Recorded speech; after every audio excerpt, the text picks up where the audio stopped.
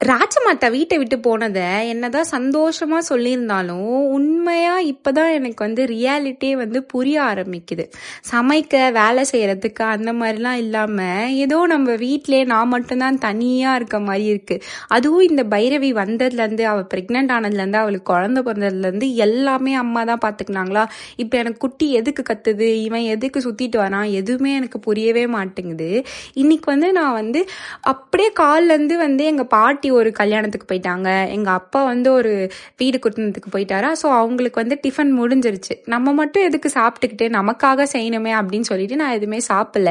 தென் எனக்கு ஒரு ஸ்பார்க் வந்துச்சு. எங்க அம்மா சொல்லுவாங்க, என்ன நான் உனக்கு சாப்பாடு அரிசி வாங்கி வைக்கலையா, காய்கறி வாங்கி வைக்கலையா, எதுக்கு நீங்க பட்னி கிடக்குறீங்க அப்படி சொல்லிட்டு சும்மாவே எனக்கு கலாச்சிட்டு இருப்பாங்களா. சரி, காலையில தான் எல்லாரும் வெளில சாப்பிட்டாங்க, மத்தியானமாச்சு நம்ம நல்லா சமைச்சு போனோம்னு சொல்லிட்டு நான் கத்துக்கின எல்லா வித்தையும் இன்னைக்கு ஒரு நாள்ல இறங்கியிருக்கேன். இந்த சாம்பாருக்கு பருப்பு வேக வைக்கும் போது கூட எனக்கு டவுட், இது சாம்பார் பருப்பு தானா. அப்புறம் நம்ம யூடியூப் இருக்குல்ல, அதுக்கப்புறம் சாம்பார் உருளைக்கிழங்கு பொரியல் எடுத்துட்டு கடைக்கு போனோம். எங்க அப்பா எனக்கு சிப்ஸ் வாங்கி வச்சிருந்தாரு. அப்படியே எங்க அம்மாவையும் வெறுப்பேத்தி சாப்பிட்டுட்டு இருக்கேன். அவ்வளவுதான்.